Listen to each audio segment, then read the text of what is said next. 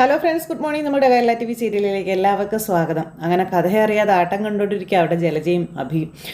ഇത്രയൊക്കെ കിട്ടിയിട്ടും മുത്തശ്ശൻ മുകളിലോട്ട് പോകുന്നതും പ്രാർത്ഥിച്ചുകൊണ്ടിരിക്കുകയാണ് അഭി. അപ്പം നീ ഇങ്ങനെയൊന്നും പറയല്ലേ, ഈ ഒരു അവസ്ഥയിൽ അയാൾ മുകളിലോട്ട് പോകുന്ന കാര്യമൊന്നും നീ പറയല്ലേടാ. ഇപ്പം നമ്മൾ ആഗ്രഹിച്ചതുപോലെ ഒരു അനന്തമൂർത്തിയായിട്ട് അയാൾ നിൽക്കുന്നതെന്ന് ജലജ മോനോട് പറഞ്ഞു കൊടുക്കുക. ഇപ്പം ജീവിച്ചിരിക്കുന്ന മുത്തശ്ശനാണ് നമുക്ക് നല്ലത്. അങ്ങേരങ്ങ് പോയി കഴിഞ്ഞാലേ പിന്നെ ആ പേരും പറഞ്ഞ് എല്ലാവരും ഇങ്ങോട്ടേക്ക് കയറും. ഇവിടെ കയറിയില്ലെങ്കിൽ ഇവിടെയുള്ളവർ പോയി ആദർശനെയും നയനെയും തിരിച്ചു വിളിച്ചുകൊണ്ട് വരുമെന്ന് ജലജ പറയുക. അതിലേക്കൊന്നും കാര്യങ്ങൾ പെട്ടെന്ന് എത്താൻ പാടില്ല എന്ന്. അങ്ങനെ എത്താതിരിക്കണമെന്നുണ്ടെങ്കിൽ തലയെടുപ്പോടെ നിന്റെ മുത്തശ്ശനുണ്ടല്ലോ ഇനി 10-25 കൊല്ലം കൂടി ജീവിച്ചിരിക്കണമെന്ന് പറഞ്ഞു. ഞാൻ കരുതിയത് നമ്മുടെ കൂടെ ദൈവം നിൽക്കില്ലെന്നമ്മേ. പക്ഷേ ഇതൊരു ഒന്നൊന്നര നിപ്പ് തന്നെയല്ലേ നിന്നത്. അയ്യോ, മൂർത്തി ജ്വല്ലറിയുടെ മാത്രമല്ല, അനന്തപുരി തറവാടിൻ്റെ നട്ടലൊടിഞ്ഞു. രണ്ടെണ്ണം കൂടി പടിയിറങ്ങി പോയപ്പോൾ എന്നും പറഞ്ഞ് ഭയങ്കര പ്രതീക്ഷയോടുകൂടി സംസാരിക്കുക രണ്ടുപേരും. അങ്ങനെ അഭിയും ജലജയും ഭയങ്കര ഹാപ്പി ആയിട്ട് ഇങ്ങനെ അവിടെ നിൽക്കുന്നു. ഇത് കഴിഞ്ഞതിന് ശേഷം എന്നെ കാണിക്കുന്ന ആദർശനെയും ദാമേട്ടനെയും ആട്ടോ. അവർ രണ്ടുപേരും കൂടി ഇങ്ങനെ സംസാരിച്ചു വരും. അപ്പോൾ സാറിൻ്റെ അമ്മ വിളിച്ചപ്പോൾ പരമാവധി വീട്ടിലുണ്ടാക്കുന്ന ഫുഡ് തന്നെ കൊടുക്കണമെന്ന് എന്നോട് പറഞ്ഞു എന്നൊക്കെ ചേട്ടൻ പറയാം. അത് കൃത്യസമയത്ത് വന്നാലല്ലേ കഴിക്കാൻ പറ്റുമോ, അങ്ങനെ വരുമെന്ന് എനിക്ക് ഉറപ്പൊന്നുമില്ല എന്നും പറഞ്ഞുകൊണ്ട് ഇവരിങ്ങനെ സംസാരിച്ചിങ്ങനെ നിൽക്കുമ്പോഴാണ് മുറ്റത്തേക്ക് ഒരു കാറ് വരുന്നത്. നോക്കുമ്പോൾ ആരാ, അവരെല്ലാവരും, അതായത് ദേവയാനിയും നയനയും ഒക്കെ കൂടെ വരും. അപ്പോൾ ഇവരെ കണ്ടു കഴിഞ്ഞപ്പോഴത്തേക്കും ആദർശ് ഇങ്ങനെ ഭയങ്കര സന്തോഷത്തോടു കൂടി നിൽക്കുക കേട്ടോ. നയന നിൽക്കാൻ വന്നതാണെന്നുള്ളത് ആദർശിനില്ല. അപ്പോൾ അച്ഛനും വണ്ടിയിൽ നിന്ന് ഇറങ്ങുന്നു. അങ്ങനെ എന്താ എല്ലാവരും കൂടി വന്നതെന്ന് ചോദിച്ചു. അപ്പോൾ ഞങ്ങളുടെ മകനും കൊണ്ട് താമസം മാറിയിട്ട് ഞങ്ങൾക്കൊന്നും വന്ന് കാണാൻ പറ്റിയില്ലല്ലോ, പിന്നെ ഞങ്ങൾ മാത്രമല്ല നിൻ്റെ ഭാര്യയും ഉണ്ടെന്ന് പറഞ്ഞു ജയൻ. തിരിച്ചു പോകുമ്പോൾ പക്ഷേ ഞങ്ങൾ മാത്രമേ പോകുന്നുള്ളൂ എന്നും പറയുക. അപ്പോൾ ആദർശ് ഇങ്ങനെ നയനയെ നോക്കുക. നീ ഇല്ലാതെ മോൾക്ക് പറ്റില്ല, അത് ഞങ്ങൾക്ക് മനസ്സിലായി. അതുകൊണ്ട് ഞങ്ങൾ മോളെ ഇവിടെ കൊണ്ടുവിടാൻ വന്നതാണെന്ന് ദേവയാനി പറഞ്ഞു. അപ്പോൾ നയനെ ഞാൻ പറഞ്ഞതല്ലേ ഇവിടുത്തെ സാഹചര്യമൊക്കെ, പിന്നെ എന്തിനാ നീ ഇങ്ങോട്ട് തിടുക്കപ്പെട്ട് വന്നതെന്ന് ആദർശ് ചോദിക്കുമ്പം നയനെ സങ്കടപ്പെട്ട് ഇങ്ങനെ നിൽക്കുവാണേ. നീ മോളെ കുറ്റപ്പെടുത്തേണ്ട കാര്യമൊന്നുമില്ല. മോളുടെ ഇപ്പോഴത്തെ ഈ ഒരു കണ്ടീഷനിൽ നിൻ്റെ അടുത്ത് നിൽക്കുന്നത് തന്നെയാണ് നല്ലതെന്നും അല്ലെങ്കിൽ ദോഷം വരുന്നത് നിൻ്റെ കുഞ്ഞിനായിരിക്കും എന്ന് ജയൻ ഇങ്ങനെ പറഞ്ഞു.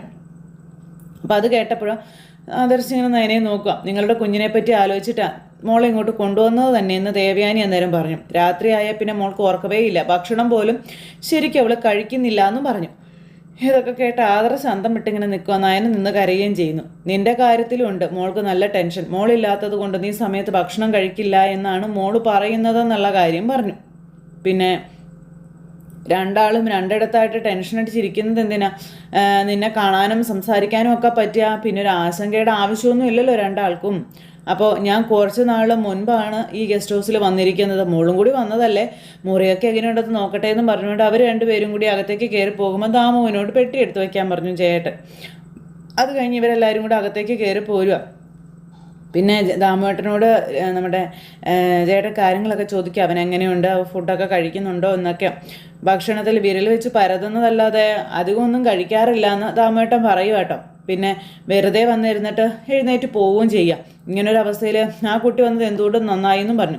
രാത്രിയിൽ ഉറക്കമില്ല, പലപ്പോഴും ഹാളിൽ വന്നിരിക്കുന്നത് കാണാമെന്നും പറഞ്ഞു. അപ്പോൾ അവന് വീട് വിട്ടു പോകേണ്ട യാതൊരു കാര്യം ഉണ്ടായിരുന്നില്ല എന്ന് ചേട്ടൻ ആ ചേട്ടനോട് പറയപ്പോഴത്തേക്കും ഇവർ മുറിയിലൊക്കെ കയറി. അങ്ങനെ മുറിയിലേക്കൊക്കെ കയറി കഴിഞ്ഞപ്പോഴത്തേക്കും നമ്മുടെ ദേവയാനി മുറിയൊന്നും കുഴപ്പമില്ല.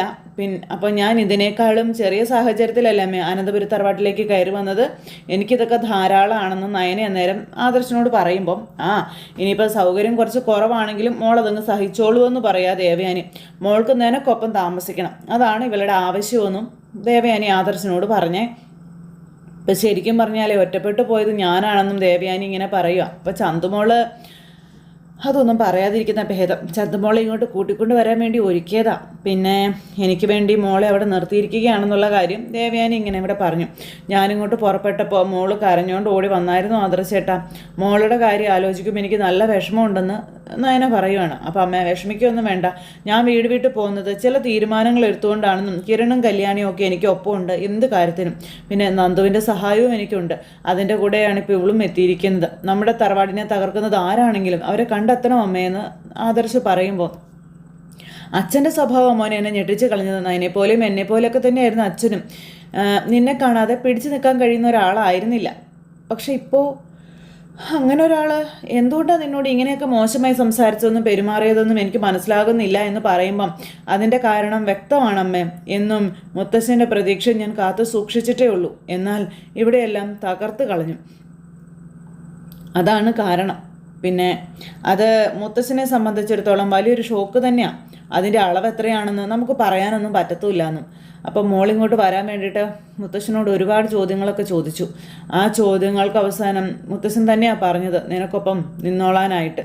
അങ്ങനെയാ മോളിങ്ങോട്ട് പോകുന്നതെന്ന കാര്യവും ദേവയാനി പറയാം. അല്ലെങ്കിലും അച്ഛൻ പറഞ്ഞില്ലല്ലോ നിങ്ങൾ രണ്ടുപേരും രണ്ടിടത്ത് നിൽക്കണം എന്നൊന്നും. പിന്നെ എന്തായാലും രണ്ടുപേരുടെയും വിഷമം ഇതോടുകൂടി മാറിയെന്ന് കേട്ടോ എൻ്റെ വിശ്വാസമൊന്നും. ദേവയാനി ഇങ്ങനെ ഇവരോട് പറയുവാണേ, ഇനിയിപ്പോൾ നിനക്ക് നിൻ്റെ മുത്തശ്ശനെ ഫേസ് ചെയ്യാൻ പറ്റാത്തത് കൊണ്ട് നീ ഇങ്ങോട്ട് വരത്തില്ല എന്ന് എനിക്കറിയാം. ഇടയ്ക്ക് ഞാൻ ഇങ്ങോട്ട് വന്നോളാവെന്ന് പറഞ്ഞു ദേവയാനി. അവധി ദിവസങ്ങളിൽ ചന്തമോളയും കൂട്ടി ഇവിടെ വന്ന് താമസിക്കുകയും ചെയ്യാമെന്ന് പറഞ്ഞു. ഞാൻ അച്ഛനെ ഒന്ന് കാണട്ടെ എന്ന് പറഞ്ഞു ആദർശ് അന്നേരം അവിടെ നിന്ന് അങ്ങോട്ടേക്ക് പോയി. ആദർശ് പോയി കഴിഞ്ഞപ്പം ദേവയാനി നയനയും കൂടി ഇങ്ങനെ അവിടെ നിൽക്കുക. അപ്പം ദേവയാനി മോനെ അവനുണ്ടായ പരാജയം എങ്ങനെ പരിഹരിക്കുമെന്ന് ചിന്തിച്ചുകൊണ്ട് നടക്കുകയാണെന്ന കാര്യം ദേവയാനി നയനയോട് പറയണു. അതിൻ്റെ പിന്നാലെയുള്ള ഓട്ടത്തിലാവൻ. ഇവിടെ ഇനി മോളെ സഹായിക്കാനേ ആരും ഉണ്ടാവില്ല. അപ്പോൾ ഇവിടെ ഒരു ചേട്ടനുണ്ടല്ലോ അമ്മേ, അതുകൊണ്ട് കുഴപ്പമില്ല എന്ന് പറയാം നയന. എന്തെങ്കിലും ഒരു അവസ്ഥ വന്നപ്പോൾ അപ്പം തന്നെ അമ്മയെ വിളിക്കണം കേട്ടോ എന്ന് പറഞ്ഞു. അമ്മേ ഞാനത് ചെയ്തോളാം എന്ന് നയനയും പറഞ്ഞു. അത് കഴിഞ്ഞതിന് ശേഷം പിന്നെ ആദർശ് പുറത്തിറങ്ങിയിട്ട് അവരുമായിട്ട്, അതായത് അച്ഛനുമായിട്ട് സംസാരിക്കുക. നയനയില്ലാത്തതിൻ്റെ ബുദ്ധിമുട്ട് എന്നെ വല്ലാതെ ഡിസ്റ്റർബ് ചെയ്യുന്നുണ്ടായിരുന്നു, അത് ഞാൻ എന്തായാലും മറച്ചു വെക്കുന്നില്ല എന്നൊക്കെ പറഞ്ഞ് ജയനോട് പറയുന്നു. അവളിപ്പിങ് വന്നു, ഇനിയിപ്പോൾ കുറച്ചുകൂടി ആക്റ്റീവായിട്ട് എനിക്ക് അന്വേഷിക്കണം എന്ന കാര്യമൊക്കെ ഇങ്ങനെ ആദർശ് പറയുക. കിരണും കല്യാണിയും നന്ദുവും കൂടെ ഉള്ളത് കൊണ്ട് പെട്ടെന്ന് തന്നെ ഞാൻ ആഗ്രഹിക്കുന്ന രീതിയിൽ കാര്യങ്ങൾ കൊണ്ടെന്ന് എത്തിക്കാൻ പറ്റുമെന്ന് തന്നെയാണ് എൻ്റെ വിശ്വാസമൊന്നും ആദർശ് പറയുക. കൃത്യമായ പ്ലാനോട് കൂടിയാണ് എൻ ജ്വല്ലറി നമ്മളെ തകർക്കാൻ നോക്കുന്നത്. ഗ്രീന എന്നൊരു പെൺകുട്ടിയാണ് അന്ന് എൻ്റെ കാര്യങ്ങളൊക്കെ നോക്കിയത്. പക്ഷേ അവളുടെ ചതി എനിക്ക് മനസ്സിലാക്കാൻ പറ്റിയില്ല എന്നും സാധാരണ ഇതുപോലുള്ള ഡീലുകളിലൊക്കെ പങ്കെടുക്കാൻ പോകുന്നു കമ്പനിക്കാരെ ഏർപ്പെടുത്തുന്നത് ഇതുപോലെയുള്ള പെൺകുട്ടികളെ തന്നെ ആയിരിക്കുമല്ലോ, അവരായിരിക്കുമല്ലോ നമ്മുടെ കാര്യങ്ങളൊക്കെ നോക്കുന്നത്. അങ്ങനെ ഞാനും അത് ധരിച്ചുള്ളൂ എന്നും സത്യത്തിൽ എനിക്ക് ആ ഹോട്ടൽ പോലും അറേഞ്ച് ചെയ്തത് എൻ ജ്വല്ലറി ആണെന്ന് തന്നെയാണ് എൻ്റെ വിശ്വാസമെന്നും ആദർശ് ഇങ്ങനെ ഇവിടെ പറഞ്ഞു. കാരണം US ജ്വല്ലറിയായിട്ട് സംസാരിച്ചപ്പോഴേ അവരെനിക്ക് വേണ്ടി പറഞ്ഞിരുന്നത് മറ്റൊരു ഹോട്ടലാണെന്ന കാര്യവും ആദർശ് പറയുക.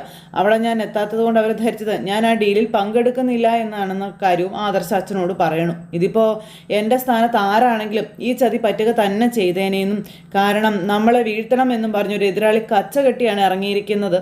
അവിടെ ഇതിനു മുൻപ് നമുക്കങ്ങനെ ഒരു അനുഭവം ഉണ്ടായിട്ടുമില്ല എന്നും പറഞ്ഞു.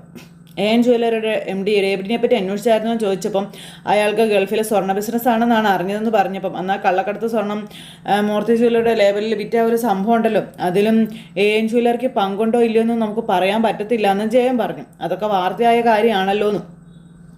പിന്നെ അതിൽ നമ്മുടെ ഒരു സ്റ്റാഫും അഭിയുമാണ് പ്രതിയായതെന്നൊക്കെ പറഞ്ഞപ്പോൾ അബിക്ക് ഇവരുമായിട്ട് എന്തോ കണക്ഷൻ ഉണ്ടെന്ന് തന്നെ എനിക്ക് തോന്നുന്നത്. അങ്ങനെ ആയിരിക്കണം അവർ നവ്യെ മോഡലാക്കിയതെന്നും പറഞ്ഞു. അപ്പോൾ ഞാൻ അവനെ ഒരിക്കൽ പോലും തല്ലിയിട്ടില്ല, പക്ഷേ നീ അവിടുന്ന് പോയതിന് ശേഷം ഒന്ന് കുടഞ്ഞായിരുന്നു എന്ന് ജയം പറഞ്ഞു. അവനെ അവിടെ നിന്ന് തല്ലി പുറത്താക്കേണ്ട സമയവും കഴിഞ്ഞു. അപ്പോൾ പിടിയുന്ന ഒരു തീരുമാനമൊന്നും എടുക്കേണ്ട അച്ഛാ, അധികം വൈകാതെ തന്നെ ഇതിനെല്ലാം ഒരു ഉത്തരം കിട്ടുമെന്ന കാര്യം ആദർശ് ഇങ്ങനെ ഇവരോട് പറയുക.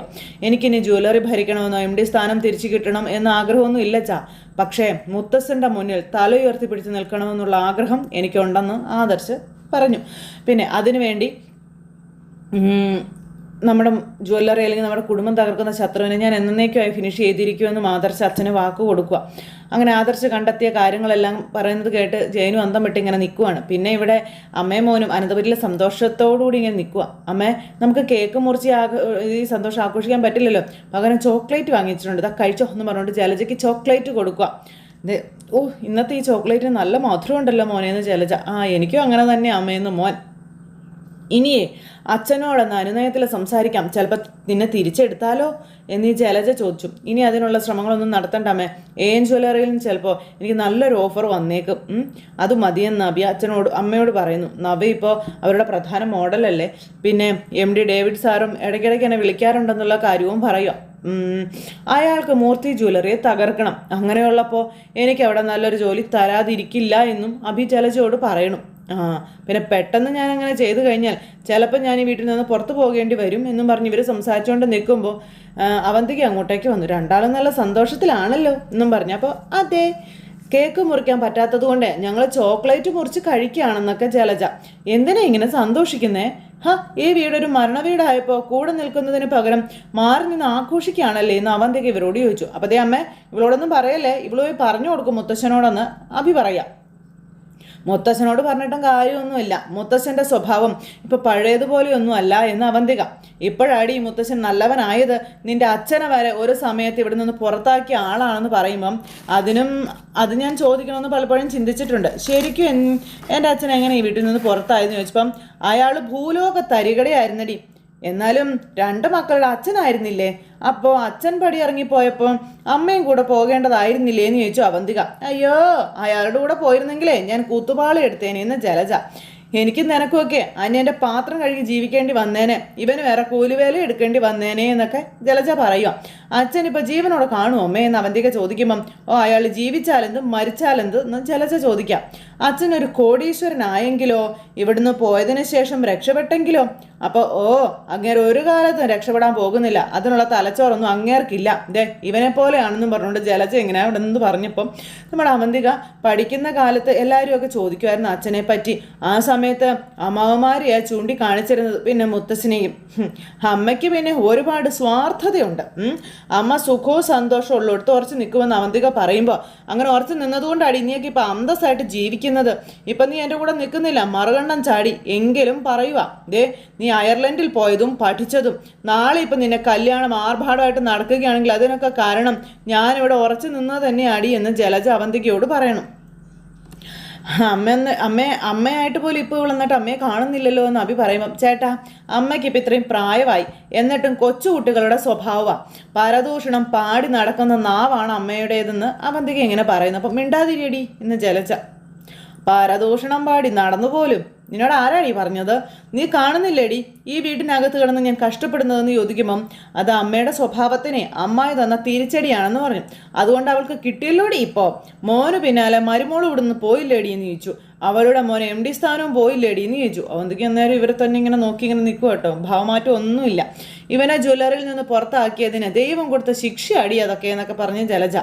ഞങ്ങളിപ്പോൾ സന്തോഷിച്ചില്ല എങ്കിലേ അത് ഞങ്ങളെ കഷ്ടപ്പെടുത്തിയവർ കരഞ്ഞതിൻ്റെ സന്തോഷമാണെന്ന കാര്യവും ജലജ പറയണു. കുട്ടിക്കാലത്ത് പോലും ഇവൻ അഹങ്കാരം കാണിക്കുമ്പോൾ നിന്റെ മൂത്ത അമ്മാവൻ ഇവനെ തല്ലിയിട്ടില്ല. ഇപ്പം ആദർശ് പോയതിനു ശേഷം തല്ലുക മാത്രമല്ല കഴുത്തിന് കുത്തിപ്പിടിച്ച് കൊല്ലാനാ നോക്കിയതെന്ന കാര്യവും പറയണു.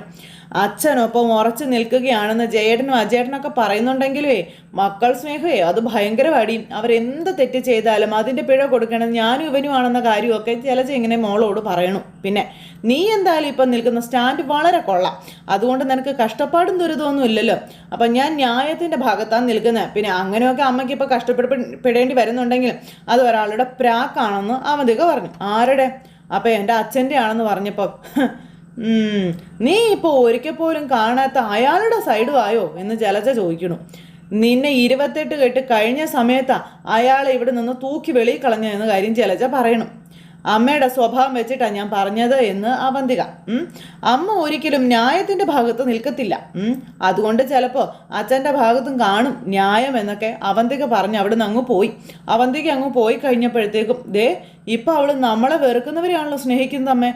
ഞാൻ പറഞ്ഞില്ലേടാ അഭി, അവൾ അങ്ങനെയൊക്കെ തന്നെ നിൽക്കട്ടെ, അവളുടെ കല്യാണം ആർഭാടമായിട്ട് നടക്കണമെങ്കിൽ അവൾ ഇങ്ങനെ നിൽക്കുന്നത് തന്നെയാടാ നല്ലതെന്ന് അമ്മ മോന് പറഞ്ഞു കൊടുക്കുക. ഇപ്പം അവളുടെ അമ്മമാർക്ക് മുത്തശ്ശനൊക്കെ ഒരു മതിപ്പുണ്ട്, അതുപോലെ നമ്മളെ ഇട്ട് കഷ്ടപ്പെടുത്തുന്നവർക്കും.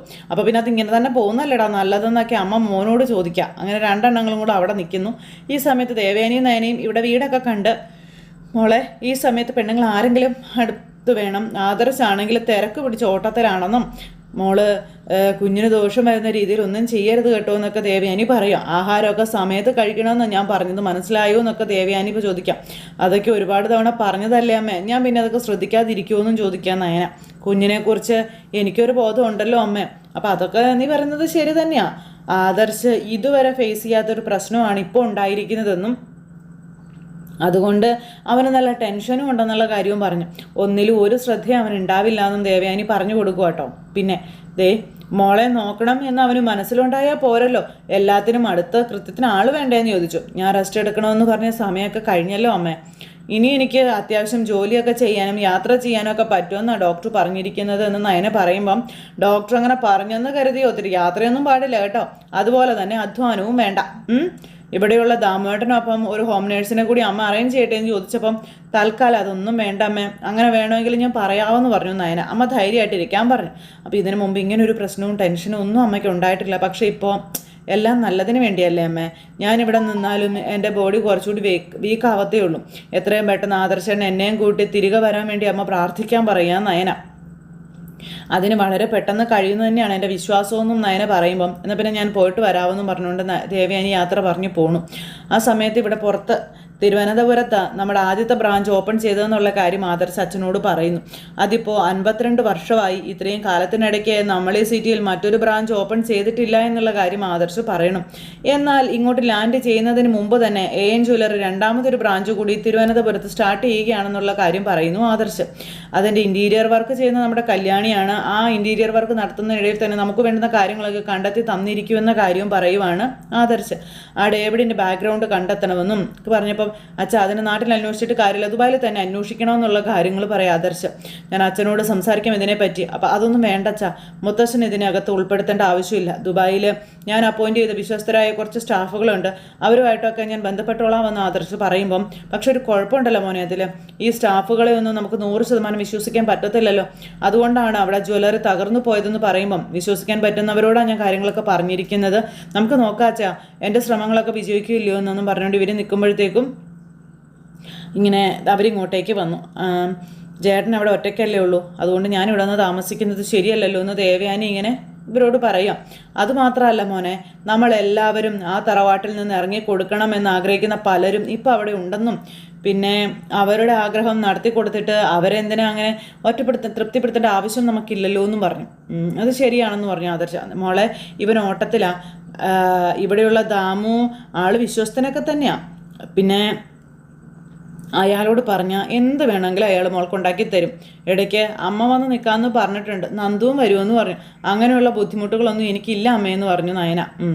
മോളുടെ ബുദ്ധിമുട്ട് നീ ഇല്ലാത്തതായിരുന്നു എന്നും ഇനിയിപ്പോൾ നിന്നെ കണ്ടതോടെ മോളുടെ മുഖമൊക്കെ തെളിഞ്ഞു എന്നും പറയാം ദേവയാനി. ഇനിയിപ്പോൾ സങ്കടം എനിക്കും ചെയ്യേട്ടനുമാണെന്നും പറഞ്ഞു ദേവയാനി ഇങ്ങനെ തൻ്റെ കാര്യം പറയാം.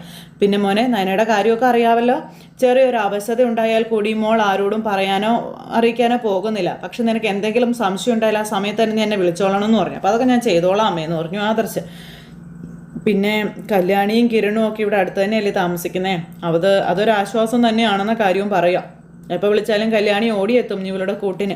അതുകൊണ്ട് ആൾക്കാരില്ല എന്നുള്ള ഭയമൊന്നും വേണ്ടാന്ന് പറഞ്ഞു ആദർശ്. ചില തീരുമാനങ്ങളൊക്കെ എടുത്തിട്ടാമേ ഞാൻ വീട് വിട്ട് ഇറങ്ങി പോകുന്നത്.